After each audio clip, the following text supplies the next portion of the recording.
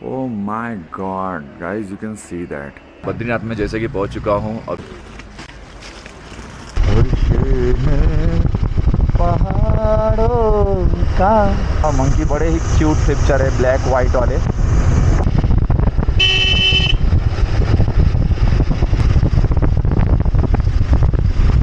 और आगे की तरफ मंदिर है।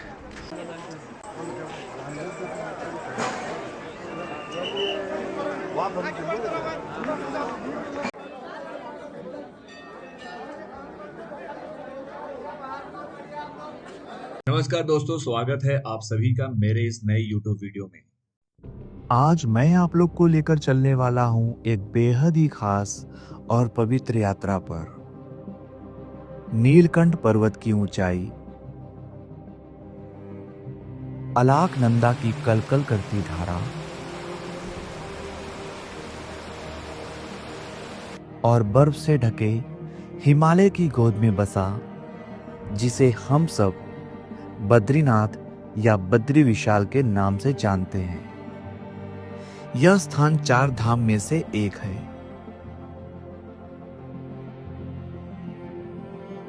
भगवान विष्णु को समर्पित यह धाम उत्तराखंड के चमोली जिले में गढ़वाल हिमालय की पवित्र घाटियों में अलकनंदा नदी के किनारे बसा हुआ यह स्थान समुद्र तल से लगभग 10,280 फीट की ऊंचाई पर स्थित है।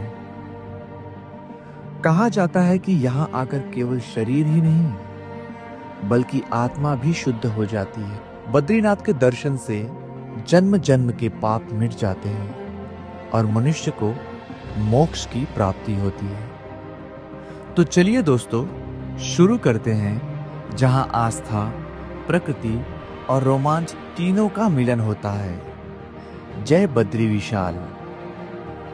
गाइस, मैं निकल लिया हूँ चोपता से बाबा बद्रीनाथ का दर्शन करने के लिए। तो चलिए चलते हैं, सफर की शुरुआत को थोड़ा सा इंटरेस्टिंग बनाते हैं गाइस। जैसा कि आप लोग देख सकते हैं, थोड़ा सा पहाड़ों पे आराम से गाड़ी चलाना चाहिए क्योंकि भाई साहब ये जाने दे नहीं रहा है ये।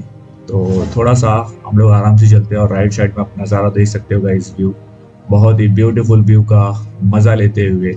एंड फाइनली ट्रक वाले भैया को, टेम्पो वाले भैया को अपने टाटा बाय बाय किया और उसके बाद ये देखिएगा इस नज़ारा। गाइस, पहाड़ों पे आपको ऐसे ही रोड दिखाई देंगे, आपको इसकी आदत डाल लेनी होगी। और जो है कि ऐसा रोड मजा आ गया गाइस, सच बता रहा हूँ। इतना दूर का ट्रिप करके आने का ये जो रोड है ना, थोड़ा सा रोड अच्छा भी नहीं रहना चाहिए और बोलते ना एकदम बुरा भी नहीं रहना चाहिए, मीडियम में रहना चाहिए। तो भी ऐसा उस रोड पे गाड़ी चलाने में मजा आ जाती है। और ये भाई साहब सामने से आ रहे हैं बिना हॉर्न दिए। कोई ना, हम तो अलर्ट है वैसे भी। और अब पता नहीं, मुझे इस रोड पे ऐसा गाड़ी चलाने की आदत हो गई ऐसा लग रहा है, पता नहीं कैसा गया। और ये सामने से वापस भाई साहब आ रहे हैं और ये चेक पॉइंट दिख रहा लगता है कोई। थोड़ा सा रुकते हैं यहाँ पे। आई थिंक मैं अभी गोपेश्वर पहुंच चुका हूँ गाइस, और यहाँ पे आप ये ब्यूटीफुल व्यू का मजा ले सकते हैं। फिलहाल एक छोटे से होटल पे यहाँ पे रुक गया हूँ चाय के लिए। थोड़ी सी चाय की चुस्की लेते हैं, देन उसके बाद यहाँ से निकलते हैं। तब तक आप ये होटल के व्यू का मजा लीजिए। सो गाइस, फिलहाल अब समय आ चुका था यहाँ से आगे की ओर निकलने का, क्योंकि गाइस मंजिल अभी दूर है। तो मैं नहीं चाहता हूँ कि यहाँ पे पूरा टाइम चला जाए। सो चलते हैं आगे की तरफ, क्योंकि आगे का सफ़र जो है वो और भी रोमांचक होने वाला है। क्योंकि अब हम यहाँ से जाएंगे गुप्त काशी के लिए, जो कि गुप्त काशी यहाँ से ऑलमोस्ट 60 किलोमीटर का है डिस्टेंस। तो कोई ना, 60 किलोमीटर डिस्टेंस जो भी है वो हम कवर कर लेंगे इजीली। बट फिलहाल अभी यहाँ से निकलना बहुत ज़रूरी है, तो चलते हैं यहाँ से और देखते हैं कैसा रहेगा आगे का सफ़र।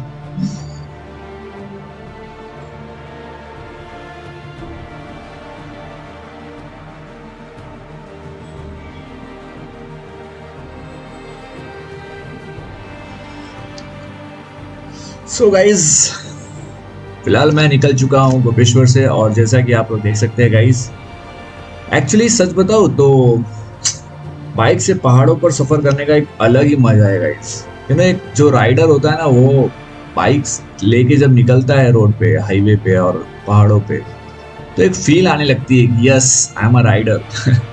बट और ये ऐसे ही आपको यहाँ पे रोड दिखाई देंगे, टर्निंग वाले रोड, जो कि बहुत ही बहुत बोलते ना एकदम फुल कॉन्शियस के साथ चलना होगा आपको। और देन उसके बाद आप ये देख सकते हैं बहुत ही प्यारा सा ब्रिज था, और ये भाई साहब हमें ओवरटेक करते हुए पता नहीं कहाँ जाना चाहते हैं। कोई ना, आप जा सकते हैं, आराम से जाइए। हम तो आराम से ही चलेंगे क्योंकि हमें इतना घाई नहीं है। एंड जैसा कि गाइज मैंने आप लोग से कमिटमेंट किया था कि रोमांचक वाला रोड होगा, और ये फाइनली हमें एक एडवेंचर वाला रोड मिल चुका है, जो कि आप लोग देख सकते हैं। चट्टान हमारे ऊपर से जा रही है और हम नीचे से हैं। कोई भरोसा नहीं भाई। यहाँ का मैंने एक चीज देखा है कि किसी ने मुझे कहा था कि गुप्त काशी अगर आप जा रहे हो तो वहाँ के रोड का, वहाँ के माउंटेन्स का कोई भरोसा नहीं है, कभी भी वो आपके ऊपर गिर सकते हैं। तो you have to be careful अगर आप गाड़ी चला के वहाँ पे जा रहे हो तो। बट कोई ना, भगवान बद्रीनाथ हमारे साथ हैं, तो इस जर्नी पे कोई टेंशन की बात नहीं है। बाबा मेरे साथ बैठे हुए हैं और मैं उनके साथ उनका एक सारथी बन के इस गाड़ी को चलाए जा रहा हूँ, तो कोई फिक्र की बात नहीं है गाइस। और जैसा कि आप लोग देख सकते हैं, यहाँ पे एक बोर्ड आया है जिस पे लिखा हुआ है कि 4 धाम की यात्रा में आप सभी का स्वागत है। थैंक यू सो मच देवभूमि, आप हमारा वेलकमिंग किए, इसके लिए बहुत बहुत धन्यवाद। रोड अच्छे हैं, बट यहाँ पे आप देख सकते हैं कि हर जगह थोड़े थोड़े लैंडस्लाइड हुए हैं। तो अगर भाई आप आ रहे हो तो थोड़ा सा भी टाइम लेके आओ कि हाँ भाई, अगर कहीं कुछ हो गया तो मैं कहीं रुक जाऊंगा, सेफ रहूंगा। घर वालों को टेंशन नहीं देना है भाई, ये समझ के चलना है। तो एज अ राइडर मैं तो यही सोचता हूँ, और कि भाई अगर आप राइड करने निकले हो तो टाइम लेके चलो, कोई घाई नहीं है। अगर आपने घाई किया तो वो आपके लिए प्रॉब्लमेटिक हो सकता है। तो इट्स बेटर कि भाई आराम से चलते रहते हैं, कोई बात नहीं। सो गाइज, जैसा कि आप लोग देख सकते हैं, बहुत ही प्यारा और एडवेंचर वाला रोड। अब यहाँ से हमें जोशी मठ स्टार्ट होने वाला है गाइज। जैसा कि मैं आपको बता दूं, पिपली कोटी मैंने क्रॉस कर लिया हूँ, और अब यहाँ से जो है कि जोशी मठ स्टार्ट होगा। और बड़े बड़े पत्थर, ओ भाई इतने बड़े बड़े पत्थर रोड पे गिरे हुए देख सकते हैं आप लोग गाइज। सो गाइज, यहाँ के रोड का कोई भरोसा नहीं है, ये तो फैक्ट है। बट ये है कि आपको आराम से चलाना है। तो मैं तो अपना गाड़ी 50 के ऊपर लेके ही नहीं जा रहा हूँ, क्योंकि मुझे घर से स्ट्रिक्ट वार्निंग आया है कि अगर आपकी गाड़ी 50 के ऊपर दिखी तो नेक्स्ट ट्रिप आपको नहीं मिलने वाला है। सो जैसे, ओह माय गॉड, जैसे कि गाइज आप लोग देख सकते हैं, अभी बोर्ड में मुझे दिखाई दे रहा है पिपली कोटी तो अभी आया है, स्टार्ट हुआ है। तो कोई ना, अभी यहाँ से जो है कि जोशी मठ जो है वो आई थिंक अराउंड 50 किलोमीटर्स और है। तो 50 किलोमीटर्स अभी यहाँ से देखते हैं कितना लगता है टाइम। बट ये है कि हमें कोई घाई नहीं करना है, आराम से चलना है गाइस, जैसा कि मैंने आपको पहले ही बोला है, क्योंकि हर जगह लैंडस्लाइड हुआ है, आप लोग देख सकते हैं। और एक चीज़ का गाइस ध्यान देना, अगर आप आ रहे हो तो सुबह में जितना जर्नी हो सके करके रुक जाओ। जैसे ही शाम होती है, 7-8 बजता है, गाड़ी साइड में लगा दो, क्योंकि भाई रात के टाइम पे अगर आपकी गाड़ी में कोई दिक्कत हुआ ना, तो पता नहीं कौन यहाँ पे हेल्प करने के लिए मिलेगा कि नहीं मिलेगा। ये बात अलग है कि भगवान है, बट यह है कि you have to be careful ना, गलतियाँ खुद से तो मत करो भाई। तो ये देख सकते हैं, बहुत ही भयानक चट्टान को काट के बनाया गया ये रोड है, और सच बोलूँ तो मज़ा आ रहा है इस रोड पे भगाने को। बट पता नहीं आगे क्या होगा क्या नहीं। ओ माय गॉड, सामने है कि नहीं है? अच्छा, वहाँ से मुझे लेफ्ट मार रहा है गाइस। तो आप देख सकते हैं, बहुत ही स्मूथ वाला टर्न अभी होने वाला है।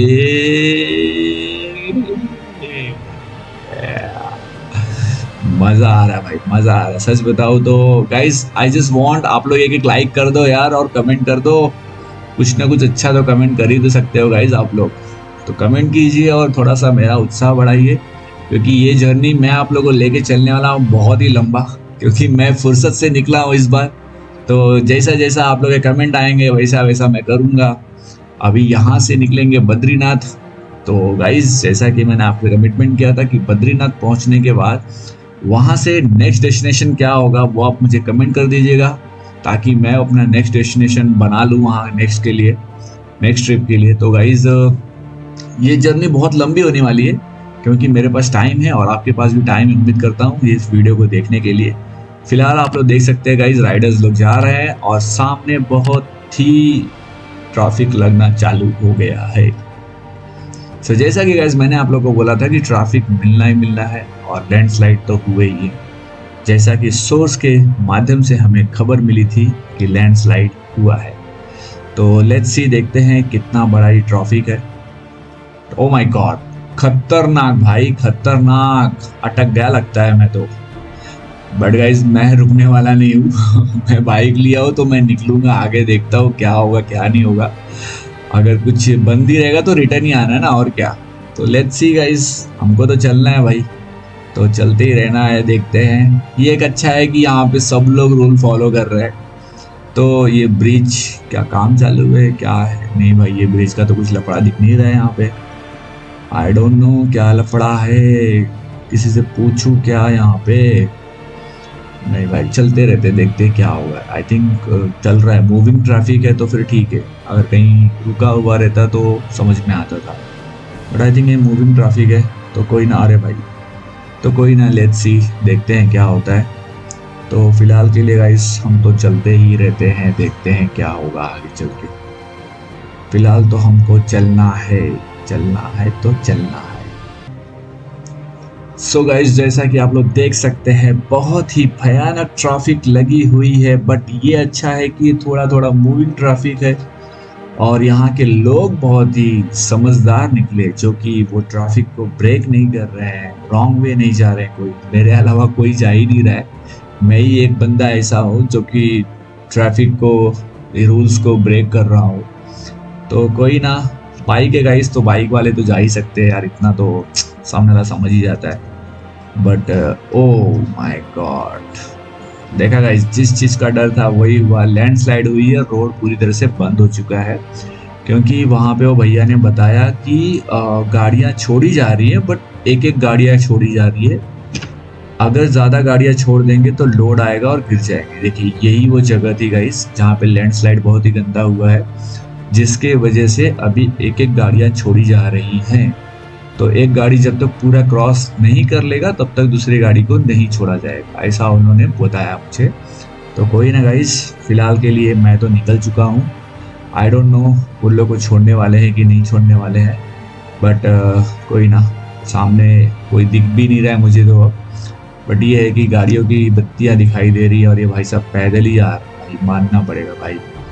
यहाँ के लोगों में डेयरिंग बहुत ज़्यादा होता है गाइस। ये लोग कितना पैदल, मतलब पैदल ही चल देते हैं भाई। रात के टाइम में यहाँ पे हमको बाइक दिया तो हम चल रहे हैं, अगर हमारा बाइक भी बंद हो गया ना तो पता नहीं क्या होगा। भगवान न करे ऐसा कुछ हो गाइस।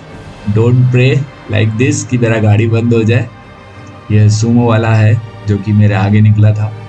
उसके बाद जब ये पूरा क्रॉस कर लिया तब मुझे उन लोगों ने छोड़ा वहाँ से। और चलते हैं गाइस, बद्रीनाथ बाबा का बुलावा है तो चलना तो पड़ेगा ही। और थैंक गॉड कि अभी बज रहे हैं इस टाइम पे 7, 7:30 हो रहा है गाइस, तो फिर पहुंच जाऊंगा मैं यार। कोई ना, 8-9 बजे तक पहुंच ही जाऊंगा मैं। बशर्ते ये है कि कैमरा की बैटरी लो हो चुकी है, तो पता नहीं कभी भी बंद हो जाएगा वो, क्योंकि आवाज़ तो ब्लिंक कर ही रहा है उसका मुझे। लेट्स सी, देखते हैं कब तक ये साथ चलता है अपने। और यहाँ पे देख सकते हैं गाइस आप लोग,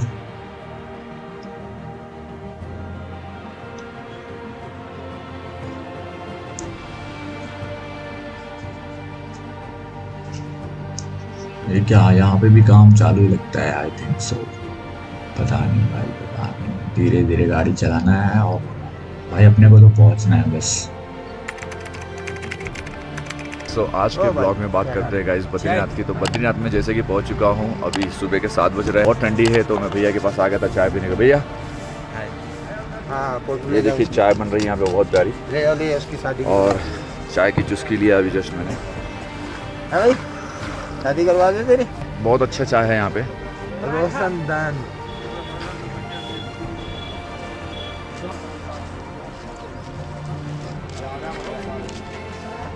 कहा जाता है बद्रीनाथ के दर्शन से जन्म जन्म के पाप मिट जाते हैं और मनुष्य को मोक्ष की प्राप्ति होती है।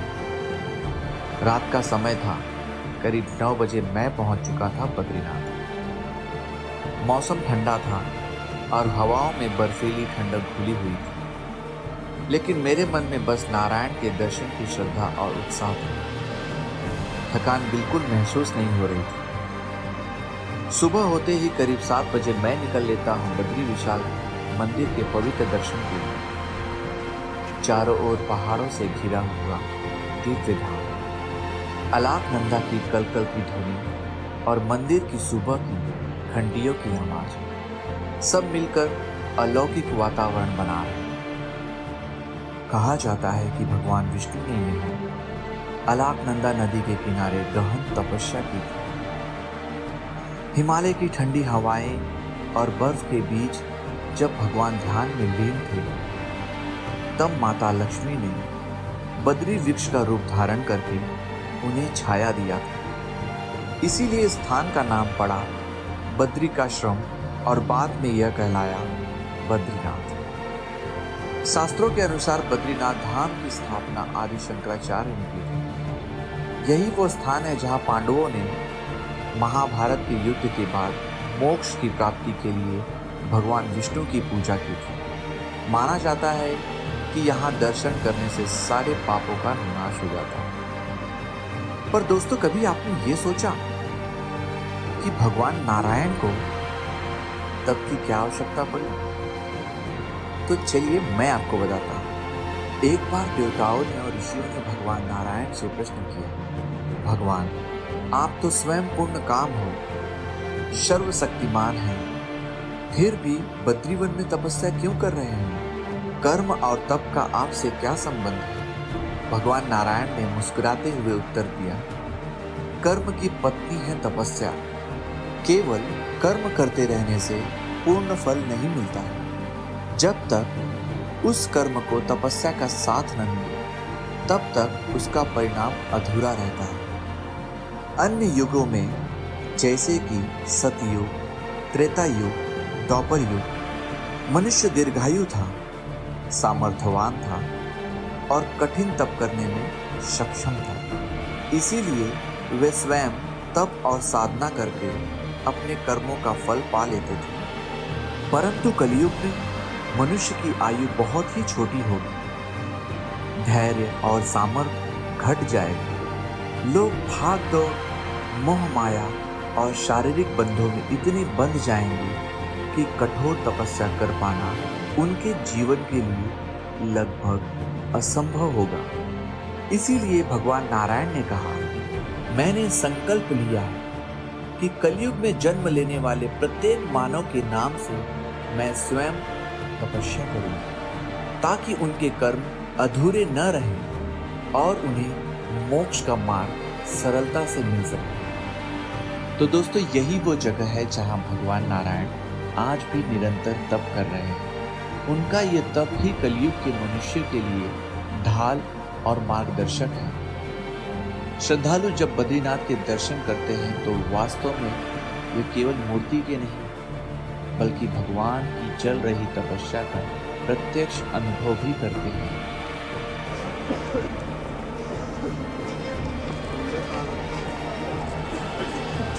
तो भाई जैसा कि आप लोग देख सकते हैं, अब मैं पहुंच गया हूँ बद्रीनाथ। कहा जाता है बद्रीनाथ के दर्शन से जन्म जन्म के पाप मिट जाते हैं और मनुष्य को मोक्ष की प्राप्ति होती है। सुबह की ठंड में जब आप मंदिर के सामने खड़े होते हैं तो लगता है मानो भगवान विष्णु स्वयं आपको आशीर्वाद दे रहे हैं। ये अनुभव सिर्फ देखा नहीं जाता, इसे आत्मा से महसूस भी किया जाता है। तो दोस्तों, ये थी हमारी आज की बद्रीनाथ धाम की यात्रा। यहाँ आकर सिर्फ दर्शन ही नहीं होते, बल्कि आत्मा भी शांति और दिव्यता का अनुभव करती है। अगर आपको ये वीडियो अच्छा लगा तो लाइक करें, शेयर करें और सब्सक्राइब जरूर करें। मिलते हैं एक अगले वीडियो में एक नई यात्रा और एक नए अनुभव के साथ। जय बद्री विशाल।